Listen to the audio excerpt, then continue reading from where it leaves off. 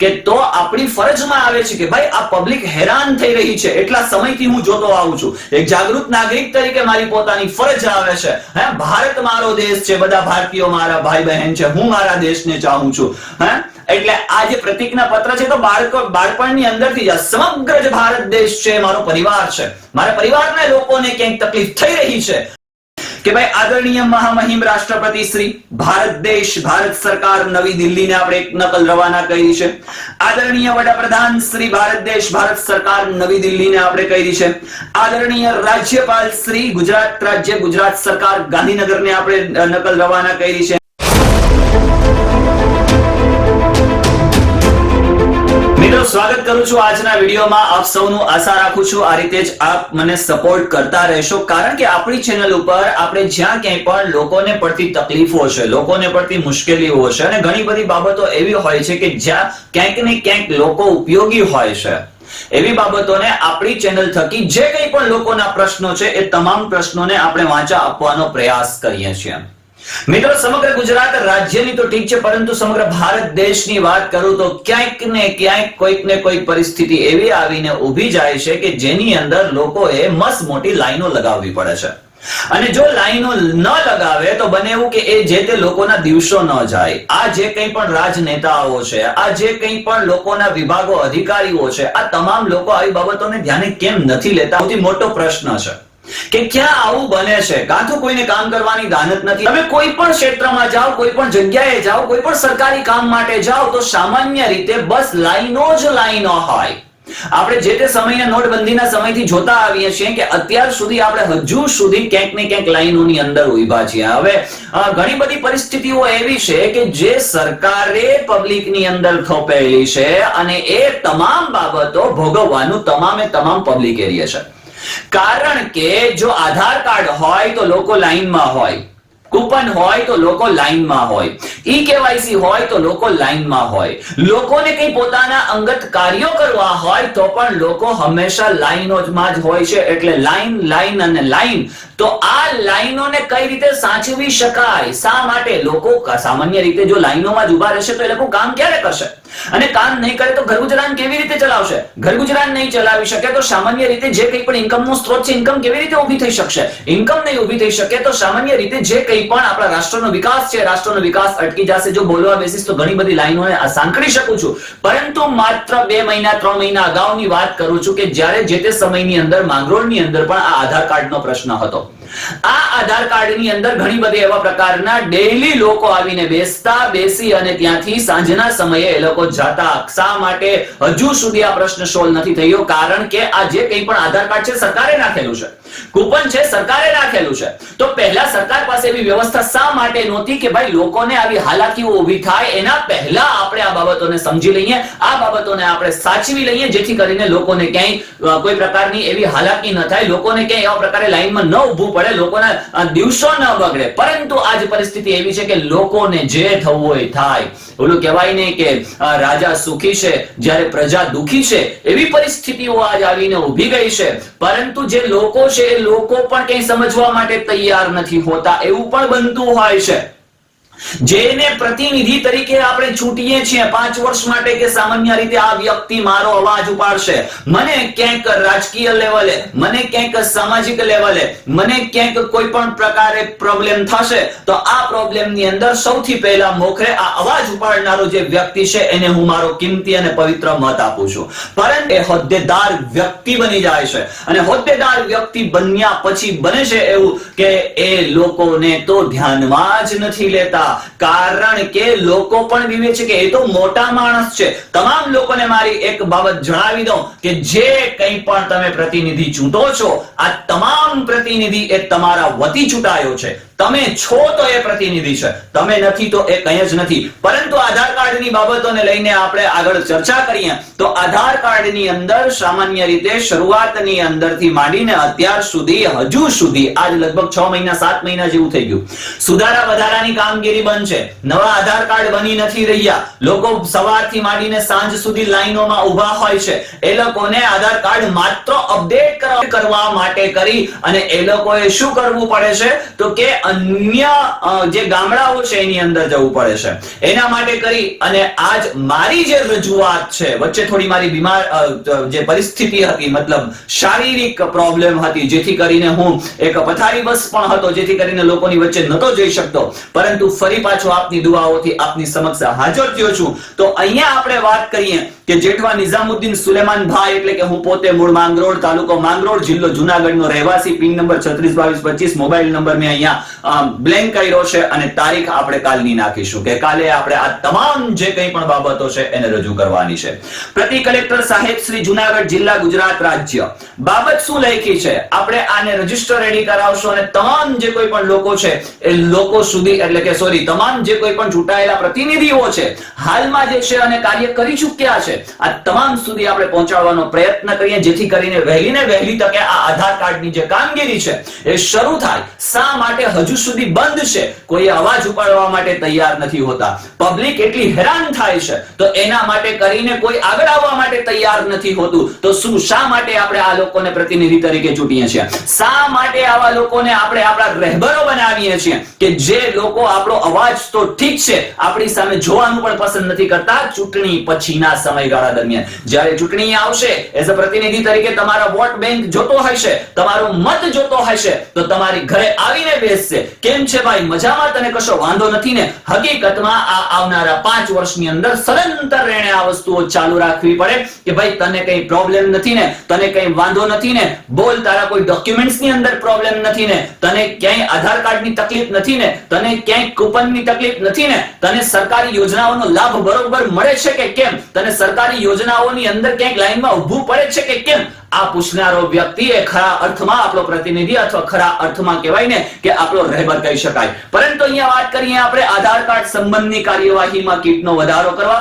સમગ્ર જુનાગઢ જિલ્લામાં બંધ પડેલી જે સુધારા વધારાની કાર્યવાહી છે એ ચાલુ કરવા અંગે આપ સાહેબને વિનંતી સાથે સહ અરજ કે જય ભારત સાથ જણાવવાનું કે ઉપરોક્ત વિષય અનુસંધાને માંગરોળ તાલુકાના વસતા તમામ લોકો વતી હું જેઠવા નિઝામુદ્દીન આધાર કાર્ડને લગતી તમામ રજૂઆત અને માંગણીઓ વહેલીસર સ્વીકારવામાં આવે અને લોકોના હિતાર્થે વહેલી તકે આ બાબતે કાર્યવાહી કરી લોકો પરત્વે સંવેદનશીલતા દર્શાવવામાં આવે એવી અમારી લાગણી, માંગણી અને વિનમ્ર સાહેબ શ્રી આપને આ મારા વિડિયો થકી અને સાથે આ જે હું તમને રજીસ્ટર એડી કરવાનો છું એ અરજ છે કે અમે જુનાગઢ જિલ્લાના માંગરોળ તાલુકાના રહેવાસી છીએ. અમારા તાલુકામાં અંદાજિત 2 લાખની વસ્તી છે.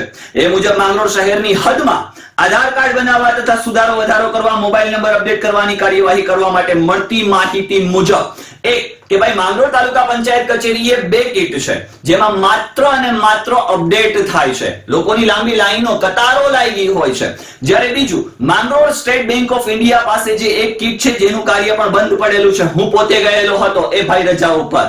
ઓપરેટર છે જે પોસ્ટ ઓફિસ વિભાગની અંદર ગયો હતો, પૂછ્યું હતું કે ક્યારે આવશે, તો ત્યારે મને એવું કહેવામાં આવ્યું હતું કે સાહેબ અમને ખબર નથી. તો શું આનું આપણી પાસે મેનેજમેન્ટ ન હોઈ શકે, આનું આપણી પાસે આયોજન ન હોઈ શકે કે જેથી કરીને લોકોએ ધક્કા ન ખાવા પડે? લોકો ત્યાં આવે છે, ધક્કો ખાય છે, નિસાસો નાખે છે અને અફસોસની સાથે ફરી પાછા નીકળી જાય કે હાય ચલો કાલે કરાવી લેશું. પણ શું કરે બિચારા? કોની પાસે જાય?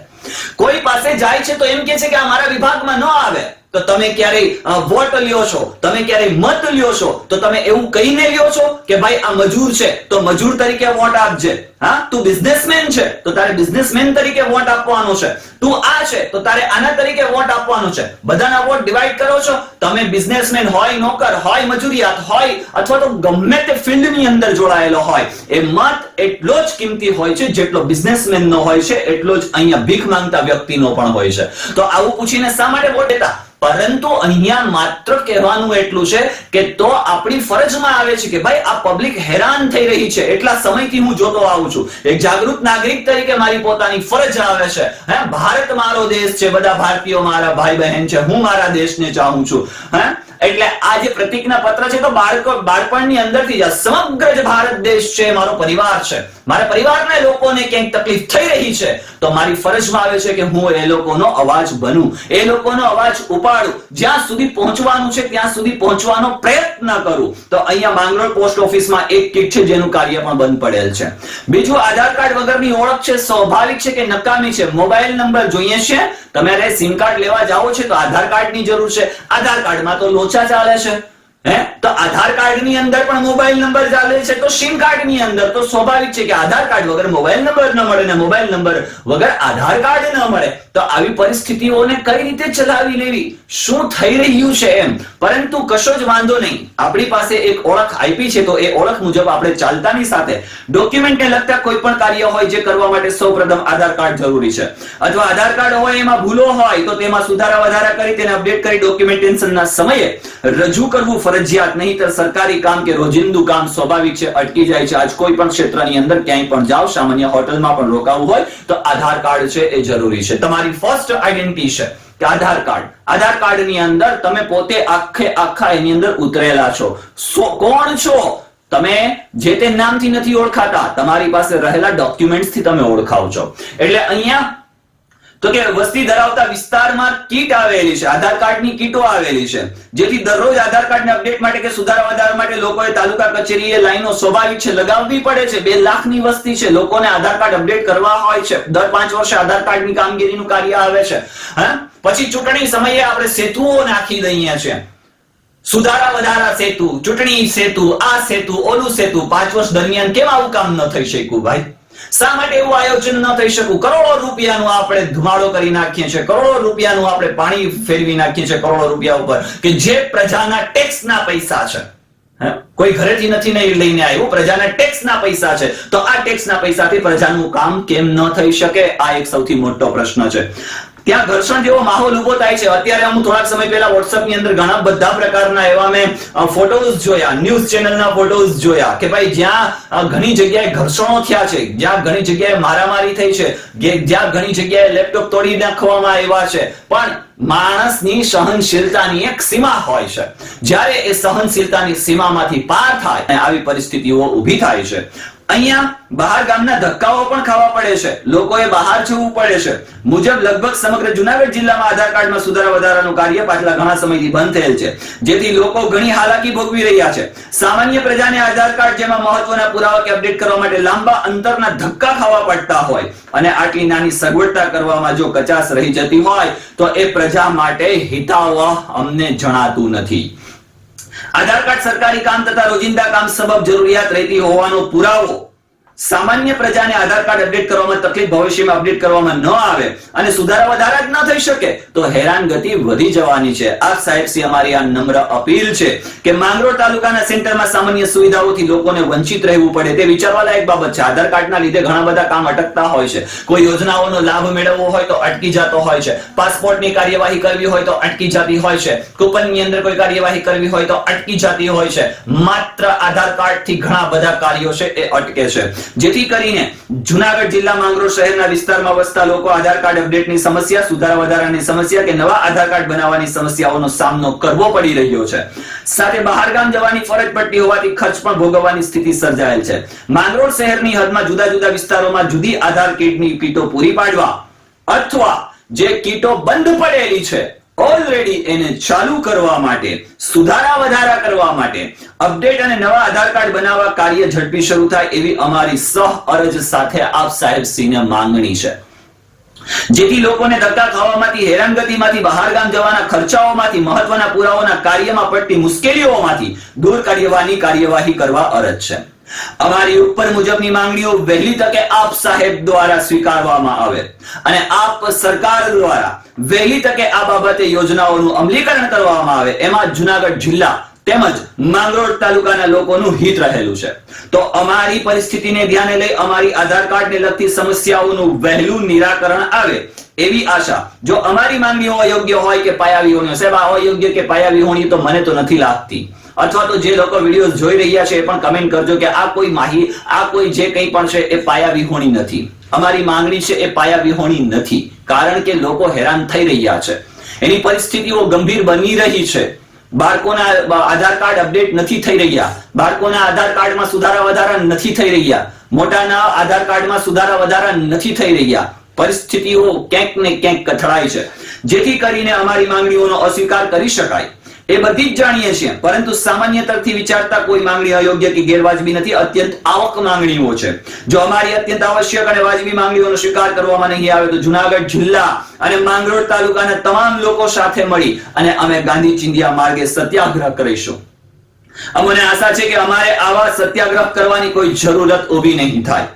આપની સંવેદનશીલતાની રાહ જોતા જુનાગઢ જિલ્લા માંગરોળ તાલુકાના લોકો, આભાર સહ જુનાગઢ જિલ્લા માંગરોળ તાલુકા વતી આપનો વિશ્વાસુ જેઠવા નિઝામુદ્દીન સુલેમાનભાઈ. નકલ સવિનય જણાર્થે તથા યોગ્ય કાર્યવાહી અર્થે રવાના. એક કોપી છે આપણે કલેક્ટર સાહેબ શ્રીને મોકલાવી છે, સાથે આપણે નકલ ક્યાં ક્યાં રવાના કરી છે તમારી સમક્ષ રજૂ કરતો ચાલુ કે ભાઈ આદરણીય મહામહિમ રાષ્ટ્રપતિ શ્રી ભારત દેશ ભારત સરકાર નવી દિલ્હીને આપણે એક નકલ રવાના કરી છે. આદરણીય વડાપ્રધાન શ્રી ભારત દેશ ભારત સરકાર નવી દિલ્હીને આપણે કરી છે. આદરણીય રાજ્યપાલ શ્રી ગુજરાત રાજ્ય ગુજરાત સરકાર ગાંધીનગરને આપણે નકલ રવાના કરી છે. આદરણીય શ્રી ભૂપેન્દ્રભાઈ પટેલ મુખ્યમંત્રી શ્રી ગુજરાત રાજ્યને આપણે નકલ રવાના કરી છે. શ્રી ભીખુસિંહજી ચતુરસિંહજી પરમાર કે મંત્રી શ્રી અન્ન નાગરિક પુરવઠા સામાજિક ન્યાય ગુજરાત સરકાર ગાંધીનગરને આપણે એક નકલ રવાના કરી છે. આદરણીય શ્રી રાજેશભાઈ ચુડાસમા કે સંસદ સભ્ય શ્રી જુનાગઢ જિલ્લા છે, એમને આપણે એક નકલ રવાના કરી છે. UIDAI Gujarat state office Ahmedabad, આમને પણ આપણે એક નકલ રવાના કરી છે. આદરણીય શ્રી દેવાભાઈ માલમ ધારાસભ્ય શ્રી 88 કેશોદ વિધાનસભાને આપણે એક નકલ રવાના કરી છે. આદરણીય શ્રી ઈસુદાનભાઈ ગઢવી પ્રદેશ પ્રમુખ ગુજરાત રાજ્ય આમ આદમી પાર્ટીને આપણે એક નકલ રવાના કરી છે. આ બધાની ફરજમાં આવે છે, લોકો માટે છે, લોકોથી છે, લોકો વડે છે, લોકો દ્વારા છે. એના વગર એ આ જે કોઈ પણ છે એ કશું છે નહીં. ચાલો, આદરણીય શ્રી ભગવાનજીભાઈ કરગઠિયા ધારાસભ્ય શ્રી માંગરોળ માળિયા 89 વિધાનસભા, આદરણીય શ્રી બાબુભાઈ વાજા ભૂતપૂર્વ ધારાસભ્ય શ્રી માંગરોળ માળિયા 89 વિધાનસભા, આદરણીય શ્રી સાબિરભાઈ કાબલીવાલા AIMIM પાર્ટી ગુજરાત પ્રદેશ, આદરણીય શ્રી હીરાભાઈ જોટવા લડાયક નેતા કેશોદ વિધાનસભા 14 માંગરોળ મામલતદાર સાહેબ શ્રી, માંગરોળ નગરપાલિકા ચીફ ઓફિસર સાહેબ શ્રી મોહમ્મદ હુસેનભાઈ ઝાલા જેઠવા ભૂતપૂર્વ નગરપાલિકા પ્રમુખ Mangrol, Sulemanbhai Patel vice president Gujarat AIMIM party, Valbhai Kher Junagadh જિલ્લા પંચાયત માંગરોળ ઓજી સદસ્ય, કાનભાઈ રામ માંગરોળ માજી તાલુકા પ્રમુખ અને ત્યાર પછી આમદભાઈ બત્તક ગ્રામ પંચાયત સદસ્ય. આ ટોટલ 19 નકલ છે, એ આપણે 19 નકલને રવાના કરીશું. તમામ જે કોઈ પણ લોકો છે, તમામ જે કોઈ પણ નેતાઓ છે, તમામ જે કોઈ પણ રાજકીય પક્ષ સાથે જોડાયેલા વ્યક્તિઓ છે જે જુનાગઢ જિલ્લા અંતર્ગત છે, આ તમામ લોકો સુધી આપણે આ વાતને પહોંચતી કરીએ. જો કે એ લોકોની તમારી સામે પણ આ બાબતોને હોય જ શકે સાહેબ. તમારી પણ એક ફરજમાં આવે છે કે અમારી